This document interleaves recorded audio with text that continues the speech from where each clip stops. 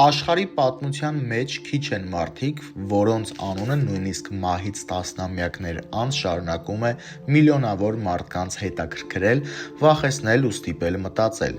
Այդ մարդկանցից մեկն է Վան Գան, կույր գուշակը Բուլղարիայից, որի անունը կապվում է պատերազմների, աղետների, պետությունների փլուզման եւ մարդկության ապագայի հետ։ Վան Գայի մասին խոսում են որպես լեգենդի, միստիկի, գուշակի, իսկ ոմանք նրան անվանում են պարզապես Խաբեբա, բայց մեկ բան հստակ է՝ նրա անունը մինչ օրս հավաքում է հազարավոր ու միլիոնավոր դիտումներ։ Ով էր Վան Գան։ Վան Գայի իրական անունը Վանգելիա Պանդևա Գուշտերովա էր։ Նա ծնվել է 1911 թվականին այն ժամանակ Օսմանյան կայսրության տարածքում գտնվող մի փոքր գյուղում։ Մանկությունը եղել է ծանր, ընտանիքը աղքատ էր, իսկ Վան Գան վաղ տարիքից ստիպված էր աշխատել։ 12 տարեկանում նրա կյանքը կտրուկ փոխվեց։ Ըստ պատմությունների, ուժեղ փոթորիկի ժամանակ նա կորցրել է տեսողությունը։ Այդ օրվանից Վան Գան մնաց կույր, սակայն հենց այդ պահից սկսվեց այն, ինչի պատճառով նրա անունը դարձավ համաշխարհային։ Նա տեսնում էր այն, ինչ մյուսները չէին տեսնում։ Վան Գայի շրջապատում մարդիկ սկսեցին խոսել, որ կույր աղջիկը կարողանում է ասել բաներ, որոնք անհնար էր իմանալ։ Նա նկարագրում էր մարդկանց անցյալը, կորցրած հարազատներին, պատերազմում անհետ կորած զինվորներին։ Շուտով նրա մոտ սկսեցին գալ ոչ միայն սովորական մարդիկ, այլ նաև զինվորականներ, քաղաքական գործիչներ եւ նույնիսկ հատուկ ծառայությունների ներկայացուցիչներ։ Ասում են, Խորհրդային Միությունում Վան Գային վերաբերվում էին շատ լուրջ։ Կանխատեսումներ, որոնք ցնցել են աշխարհը։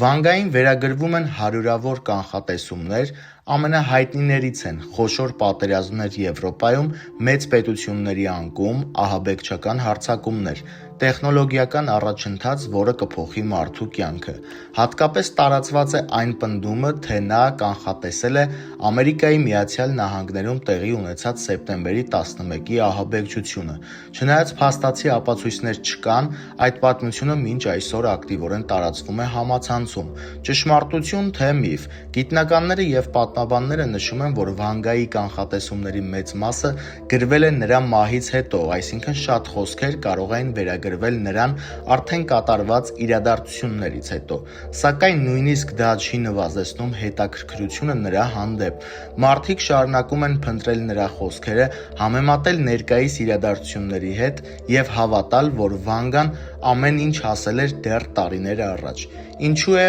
Վան Գան այսօր էլ դիտվում։ Պատճառները ընդամենը մեկը չեն։ Մարդիկ սիրում են առեղծվածներ, անորոշ ժամանակներում մարդիկ փնտրում են կանխատեսումներ, Վան Գայի կերպարը միավորում է վախը, հույսը եւ գաղափարները։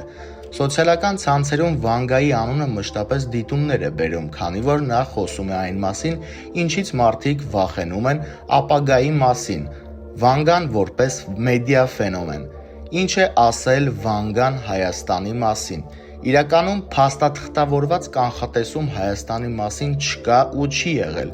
Այսօր տարածվող բոլոր թե Վան Գան ասել է Հայաստանի մասին ձևակերպումները հիմնված են լեգենդների, վերագրումների եւ այլ նման բաների վրա, ոչ թե նրա գրավոր կամ ձայնագրված խոսքերի։ Բայց ահա ինչ է իրականում շրջանառվում մեդիայում, ինչ խոսքեր են նրան վերագրում։ Սրանք վերագրվող խոսքեր են, ոչ հաստատված փաստեր։ Փոքր երկրները մեծ փորձությունների միջով են անցնելու։ Շատերը սա կապում են հենց Հայաստանի հետ։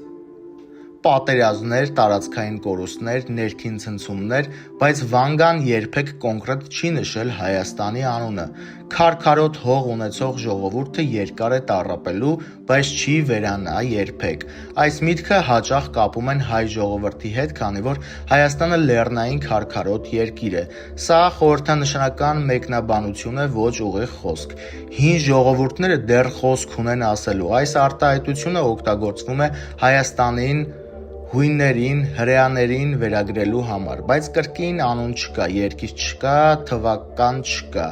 Ինչու են Հայաստանն ու Վան Գան կապում։ Պատճառները շատ պարզ են։ Հայաստանը հին ազգ է, Վան Գայի խոսքերը ընդհանուր ու մշուշոտ էին։ Մարդիկ դրանք համացանցում են եւ հարմարեցնում են ներկա իրադարձություններին։ Այս մեխանիզմը մեդիայում շատ տարածված է։ Ինչ են ասում պատմաբաններն ու հետազոտողները։ Վանգայի իրական խոսքերը հիմնականում վերաբերվում էին իր մոտ եկած մարդկանց, անձնական հարցերին, տեղական իրադարձություններին։ Պետությունների ճակատագրերի մասին կանխատեսումները մեծ մասամբ գրվել կամ տարածվել են նրա մահից հետո։